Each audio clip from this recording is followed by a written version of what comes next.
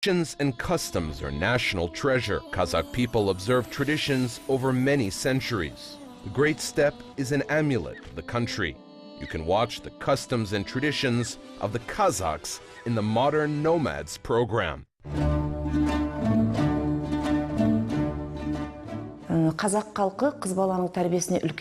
The Kazakhs always paid big attention to the upbringing of their daughters. They were regarded as a guest and given the central seat in the room and at the table. The girls never sat at the lower sides of their parents' home, because the parents believe that if the girl sits at the central and most respected place, their wealth will stay with them, because the girls will leave the house and get married.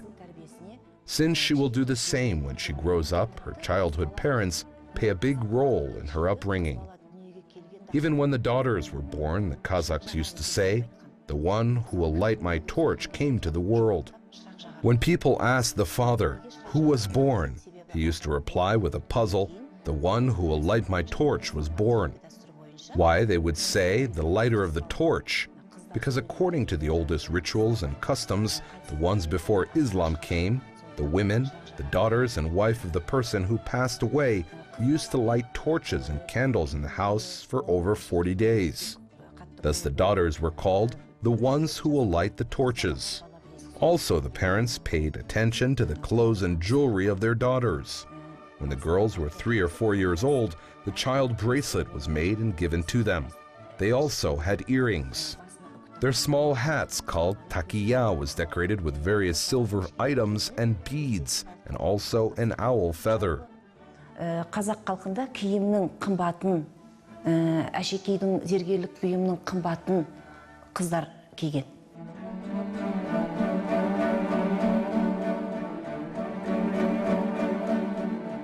These all were done to prevent the child from the evil eye, and also it helped to develop the child's aesthetic style. In general, in Kazakh culture, it was girls who would wear the most expensive clothes and the best jewelry. The nomadic Kazakhs highly respected women. The nation starts from the mother, they used to say. Thus, when the daughter was born, she used to get the upbringing from her mother and later from the whole village.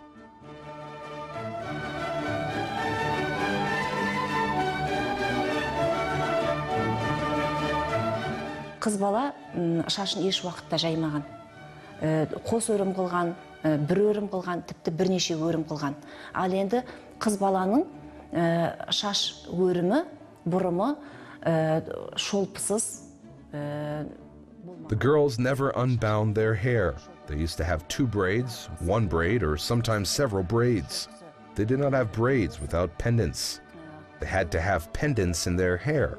The melodic sound of the pendants would add beauty to their laughter and influence the way they behave and move. It was obligatory for girls to wear necklaces, amulets, embroidered pectorals, and owl feathers. These items developed a girl's taste of style and love for beautiful things, while also protecting her from the evil eye. The items that covered her chest and were also hung on her hair had such roles. Moreover, the belief that the person's soul exists on the hair tips made people always decorate their hair with jewelry. Бір ұшы шашының ұшында мекендейді деген наным сенімге байланысты шашты еш уақытта әшекейсіз, зергерлік бұйымсыз ұстамаған.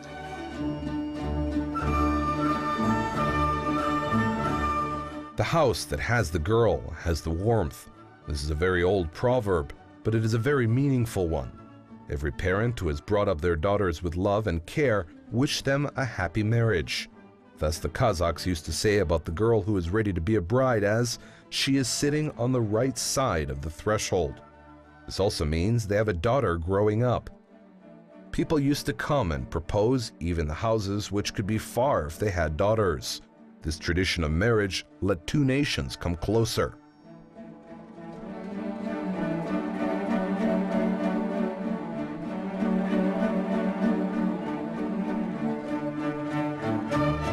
In Kazakh culture, there is a saying or even a comparison. They put their daughter on the right side of the threshold. The right side of the threshold means her parents' house. The threshold was always considered a sacred place, especially the yurt's threshold doorstep being a very sacred part. The saying of the girl at the right side of the threshold does not mean she sits there physically, but rather means that the girl is not married yet and still lives with her parents. Оң жақта отырған кезіндегі бір атрибуты секілді болған.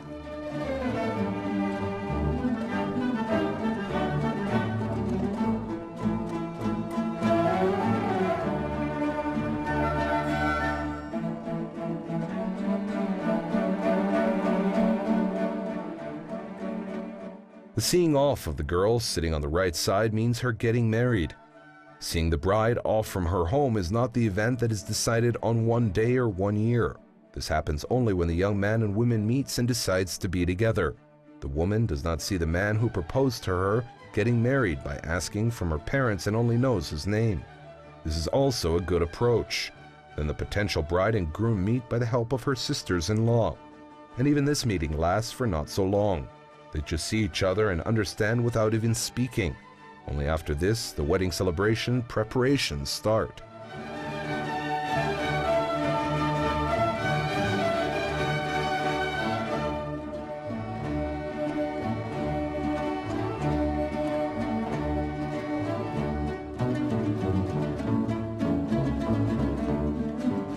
Ұзатылатын қыз үлдемен бүлдеге оранған. The bride-to-be is covered with silk and brocade. The money that was given as a buyout to the bride's father from the groom's side was used by him for buying all clothes and needed dowry items for the bride. When the part of the buyout was received, it was used to order the bride's clothes. A special tailor was invited to the house and stayed there for months. This person got all food and care and worked to prepare the bride's clothes for the seeing-off party. The special order was done for her saukile or special hat. The saukile was made by the tailor and jeweler. Saukile is the result and outcome of the professional collaboration of these two masters. For sure, big attention was paid for the creation of the saukile. The saukile is usually made for an individual person, but sometimes there were cases when the bride used to wear her sister-in-law's saukile. If she did not have any sister-in-law, she used to order a saukile. Saukile is the headwear of the bride-to-be. It was specially made for the bride-to-be farewell party. Thus, even the process of making the saukile was connected with various customs and presents.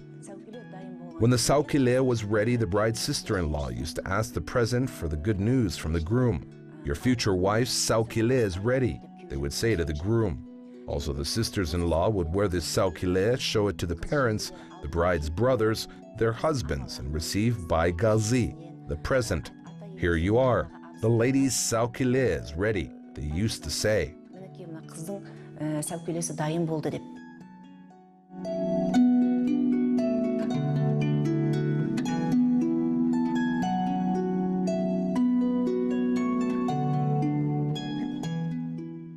The second topic of today's program is the groom's secret coming. Secret coming is the party done with the aim to let the bride and groom know each other better. This tradition was full of various events and customs. The youth, though, behaved well. The party was controlled by the sisters-in-law. The youth used to sing songs and play cues on the dombra. During this event, not only the future couple met, but other youth also met each other.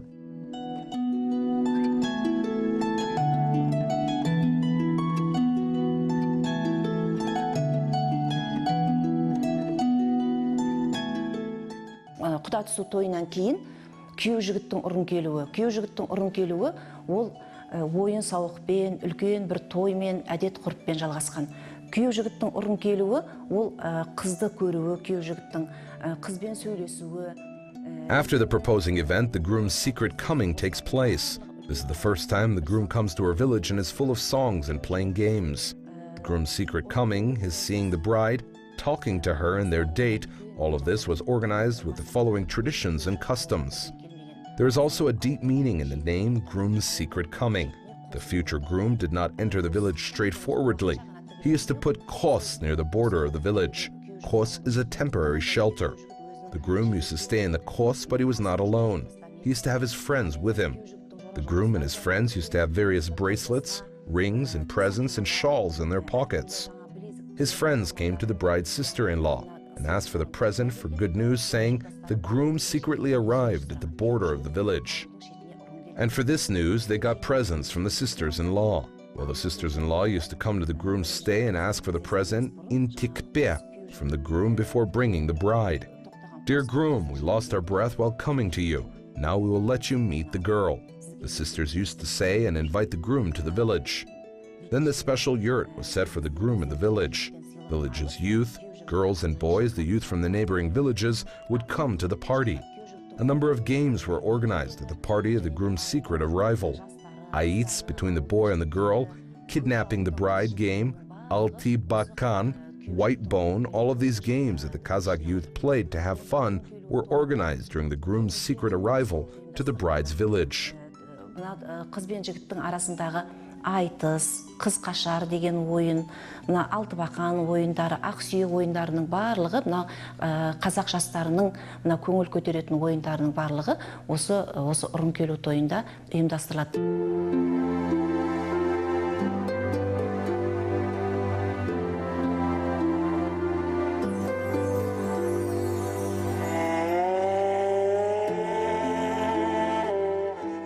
The groom's secret arrival is full of fun on one side, and on the other his side is full of tests, because his relative-in-laws start testing him from this day. They evaluate his clothes and the horse he came with. Even the way he talks, his personal traits are analyzed during this evening. During the games, the tasks are given to the groom that could test his skills and knowledge.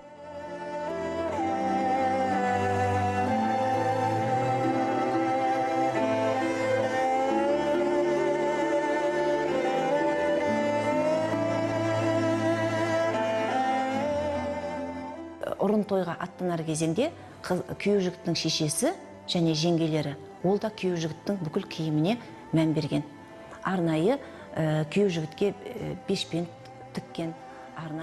Before the groom leaves this secret arrival journey, his mother and sisters-in-law prepare all his clothes thoroughly. The special bishpet was ordered for him from the tailors, and special leather pants were sewn as well. Also, the Kazakhs had the clothes called one-time wearing, and the groom wore such ones. One-time wearing clothes were the fashionable ones worn for celebrations and big events. The Kazakhs never wore old clothes when they moved to new places. They had a good belief wanting to come to a new stay with celebrations, and all arrived wearing their best new clothes. That is why Kazakh men and women wore expensive clothes. If the groom coming in secret was the poet who used to wear a hat with an owl feather, if it was a man who was a warrior and among the armed forces, he used to wear a military helmet with the feathers or an owl feather. In general, the groom came wearing his best clothes. Жігіт болатын болса, қауырсын тағылған, үкі тағылған дулығалар киіп келген. Жалпы киімнің сәнді бір киер сәнді киіммен келген.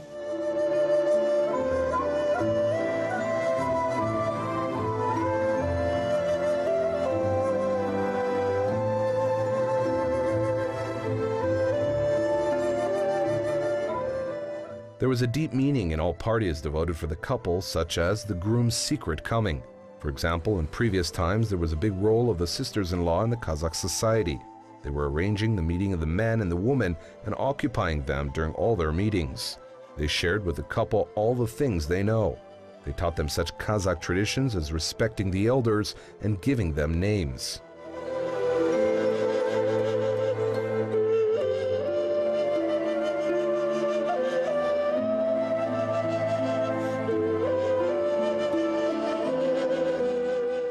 Қазақтың дәстүрлі қоғамында жеңге институты қыз тәрбиесінде маңызды рөл атқарған.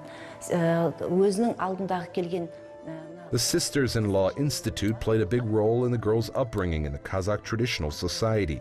The girl's sister-in-law used to give other names to the sisters, the whole relatives of her husband.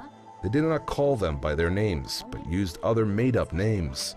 The bride did not call the groom's relatives by their names even from the day the proposal happened. All this was done as she saw this from her sisters-in-law, her mother, and describes the upbringing of the girls sitting on the right side of the doorstep. Жеңгелерінен көргені, шешесінен көргені, бұның барлығы қыздың оң жақтағы отырған тәрбиесіне үлкен әсер еткен.